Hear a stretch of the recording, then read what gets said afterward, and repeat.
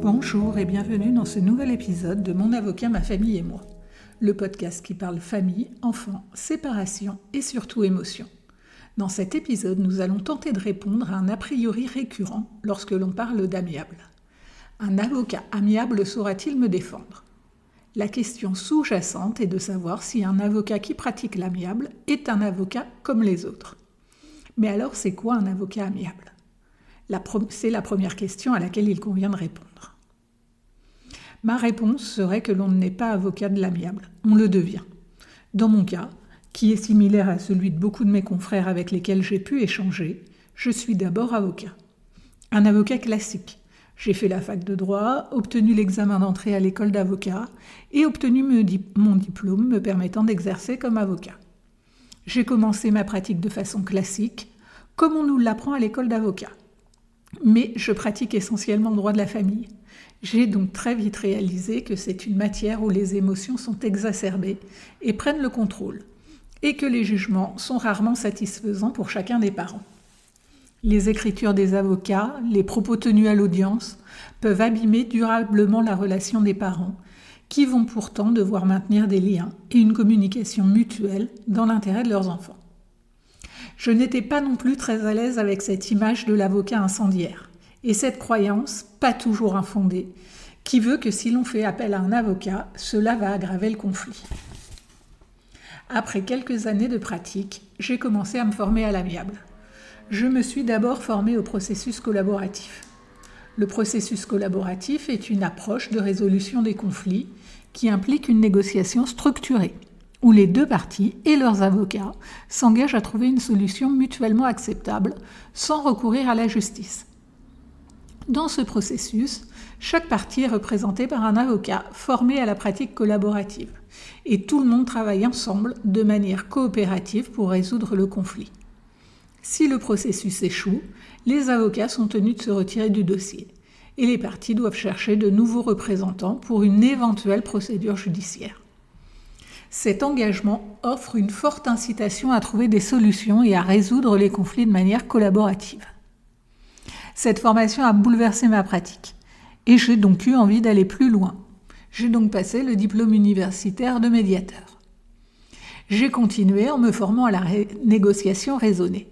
Plusieurs formations sur plusieurs années, car oui, l'amiable s'apprend et ne s'improvise pas, contrairement à ce que l'on peut entendre régulièrement. Notre métier d'avocat ne nous forme pas à l'amiable. Il est nécessaire d'apprendre les techniques et les outils de l'amiable.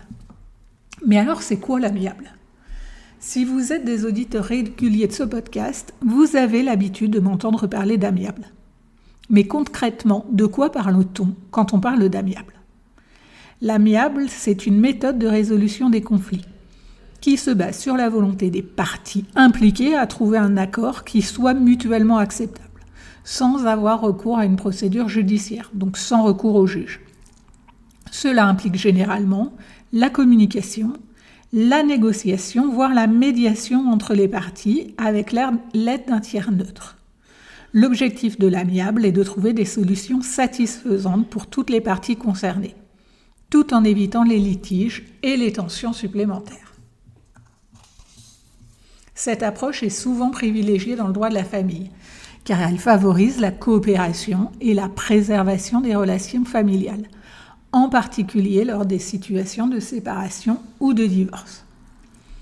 L'amiable, c'est une manière de trouver une solution à votre conflit qui sera satisfaisante pour chacun. L'objectif est de trouver une solution constructive ensemble, sans que cette solution soit imposée par un tiers, dans notre cas le juge, qui risque de rendre une décision qui ne sera pas complètement satisfaisante pour aucune des parties. Mais alors, pourquoi l'amiable est particulièrement adapté au droit de la famille ? Dans le cadre d'une séparation ou d'un divorce, en présence d'enfants, vous allez devoir maintenir des relations avec l'autre parent pendant de nombreuses années. En effet, même une fois que vos enfants sont devenus majeurs, vous serez amené à rencontrer l'autre parent lors des réunions de famille ou des événements heureux, type mariage, naissance ou moins heureux. Il est donc essentiel que vous puissiez conserver des rapports au moins cordiaux avec votre ex-conjoint. Pour cela, il est important de faire en sorte que la gestion de votre séparation ou de votre divorce se fasse de la manière la moins violente possible. Il ne faut surtout pas négliger la violence émotionnelle que représente une procédure judiciaire. Les écrits tels qu'une assignation ou des conclusions contiennent régulièrement des éléments qui peuvent vous blesser, voire vous choquer, et donner une vision biaisée de votre situation. Et comme on le dit souvent, les paroles s'envolent, mais les écrits restent. Il n'est pas rare d'entendre des parents séparés ressasser des années plus tard ce qui a pu être écrit dans le cadre de la procédure judiciaire par l'avocat de l'autre parent, et que ces mots continuent d'alimenter le conflit des années après. D'un autre côté, beaucoup de parents qui se séparent attendent fébrilement l'audience, comme un moment clé, où ils vont enfin pouvoir exprimer au juge ce qu'ils ont vécu, les problèmes qu'ils ont rencontrés, et lui raconter leur histoire familiale. Or, il ne faut pas oublier que le juge aux affaires familiales n'a pas suffisamment de temps pour cela. L'audience que vous avez attendue pendant le long mois ne durera que quelques minutes. C'est votre avocat qui parlera pour vous et qui mettra donc l'accent sur certains éléments afin d'obtenir du juge la décision que vous souhaitez. Il y a de fortes chances que vous sortiez frustré de cette audience, car votre avocat n'aura pas tout dit de votre histoire, car ce n'est pas ce que le juge attend de lui. De votre côté, le juge vous aura peut-être posé quelques questions, mais il est également possible que vous n'ayez pas eu la parole au cours de l'audience. Le juge ne règle pas le conflit entre vous. Il est là pour trancher vos différends, notamment par rapport à la garde des enfants ou à une pension alimentaire. Mais il ne règle pas le conflit, il ne remet pas du lien entre vous et il ne prépare donc pas l'avenir. L'apaisement vient rarement des décisions judiciaires. Au contraire, elles ont tendance à exacerber le conflit et il n'est pas rare, dans le cadre de ce que l'on nomme des hauts conflits ou conflits massifs, que les parents se retrouvent à intervalles réguliers devant le juge car ils sont dans l'incapacité de communiquer et donc de prendre des décisions ensemble dans l'intérêt des enfants. La voie amiable est donc particulièrement adaptée à ces situations où vous avez l'obligation de continuer à entretenir des liens avec l'autre partie. L'amiable laisse à chacun le temps de s'exprimer sur son ressenti, son vécu et d'être entendu par l'autre. Cela permet donc de traiter le conflit en profondeur et de construire sur des bases saines, débarrassées des non-dits. Pour autant, n'imaginez pas que la voie amiable est un long fleuve tranquille. Des choses difficiles vont être dites et entendues par chacune des parties. Vos certitudes seront souvent remises en cause et cela peut être difficile émotionnellement. On peut sortir bouleversé d'une réunion amiable car l'on travaille aussi bien sur la relation que sur les émotions, ce qui est absolument absent du débat judiciaire. Les émotions n'ont pas leur place au sein du tribunal. Elles trouvent à s'exprimer dans l'amiable. Or, les conflits conjugaux et parentaux sont les domaines les plus chargés en émotions.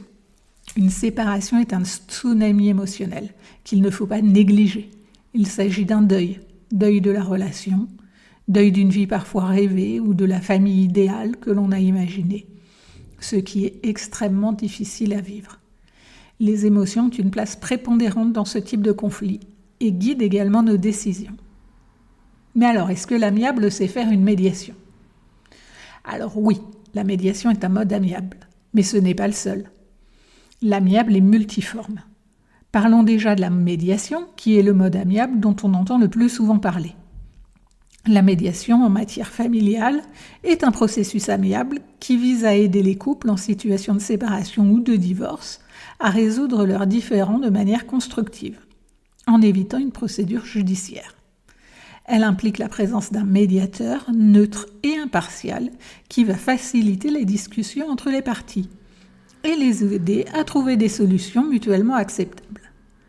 La médiation familiale offre un espace sécurisé et confidentiel où les parents peuvent exprimer leurs préoccupations, leurs besoins et leurs souhaits, tout en étant écoutés et compris. Le médiateur joue un rôle essentiel en facilitant la communication, en aidant à clarifier les problèmes et en encourageant les parents à explorer des options qui répondent aux intérêts de tous les membres de la famille, en particulier les enfants. L'objectif de la médiation en matière familiale est de favoriser une meilleure compréhension mutuelle, de promouvoir la coopération entre les parents et de les aider à élaborer des accords équilibrés et durables concernant des questions telles que la garde des enfants, les droits de visite, la pension alimentaire ou la répartition des biens.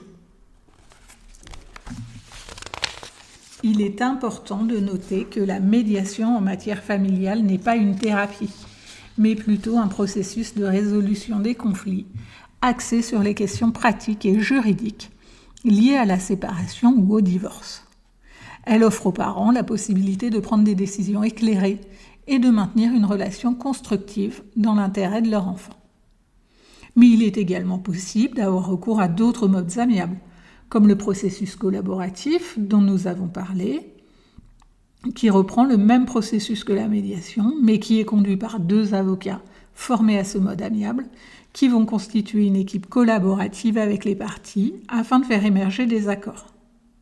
Les 2 avocats, ainsi que les parties, signent un accord de participation au processus collaboratif et s'engagent à se démettre du dossier en cas d'échec et à ne pas accompagner leur client au judiciaire. Il est également possible de recourir au rendez-vous à 4, avocats et parties, en mode collaboratif, en pratiquant la négociation raisonnée. La négociation raisonnée, c'est une approche de résolution des conflits qui met l'accent sur la recherche de solutions mutuellement satisfaisantes pour toutes les parties impliquées. Elle se base sur une communication ouverte et respectueuse, en mettant de côté les positions rigides et en cherchant à comprendre les intérêts et les besoins de chacun. Dans la négociation raisonnée, les parties sont encouragées à collaborer activement pour trouver des solutions créatives qui répondent aux intérêts communs et individuels. Cela implique d'explorer différentes options, d'évaluer les conséquences de chaque choix et de parvenir à un accord équilibré. Un aspect clé de la négociation raisonnée est de séparer les personnes du problème. Cela signifie que les parties doivent se concentrer sur les questions à résoudre plutôt que de se laisser emporter par des émotions ou des jugements personnels. En travaillant ensemble de manière objective, les parties peuvent trouver des solutions plus objectives et donc plus durables. La négociation raisonnée peut être utilisée dans de nombreux complexes, y compris les conflits familiaux, tels que les séparations et les divorces. Elle offre aux parties un moyen constructif de résoudre leurs différends en préservant les relations et en évitant les litiges coûteux et stressants. Mais alors, est-ce que l'amiable sait accepter les demandes de l'autre partie pour éviter le conflit ? Une cliente m'a récemment transmis un SMS de son futur ex-conjoint qui lui écrit pour parler de moi que je suis connue pour ne pas être conciliante. Je vous avoue que sur le coup, je n'ai pas compris. Alors que je ne cesse de prôner les modes amiables, comment se fait-il que j'ai la réputation de ne pas être conciliante ?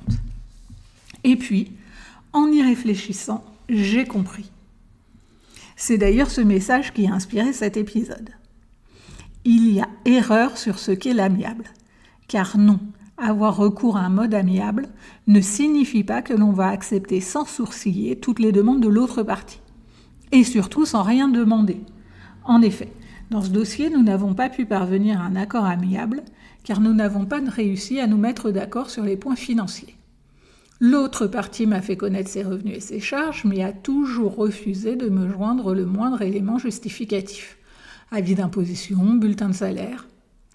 Or, que l'on soit en amiable ou en judiciaire, on doit justifier de ce que l'on avance, notamment sur les éléments financiers. L'amiable n'est pas une façon de régler un litige à la va-vite. Nous faisons du droit et nous négocions donc sur des éléments factuels et sur des pièces. Accepter la voie amiable ne signifie pas que l'on va accepter toutes les demandes de l'autre partie pour ne pas faire de vagues ou pour éviter le conflit. D'ailleurs, le conflit n'est pas forcément négatif. Il permet de faire avancer les choses, de passer d'un état à un autre. Accepter la voie amiable, c'est s'engager à négocier de bonne foi, en toute transparence. Mais alors, si la voie amiable échoue ou n'est pas envisageable ? Votre avocat saura défendre vos intérêts sur le terrain judiciaire, car comme je vous l'indiquais au début de cet épisode, nous sommes avocats, formés à l'amiable. Dans ce cas, je conserve ma casquette d'avocat de la paix. Il est inutile d'être insultant ou dénigrant dans ses écrits destinés au juge. Cela ne sert pas les intérêts de son client et c'est le plus souvent très mal vu par les juges. Nous arrivons à la fin de cet épisode.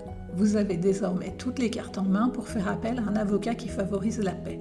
Si cet épisode vous a plu, n'hésitez pas à le partager autour de vous et à me mettre une très bonne note sur les plateformes d'écoute afin que d'autres personnes puissent découvrir ce podcast.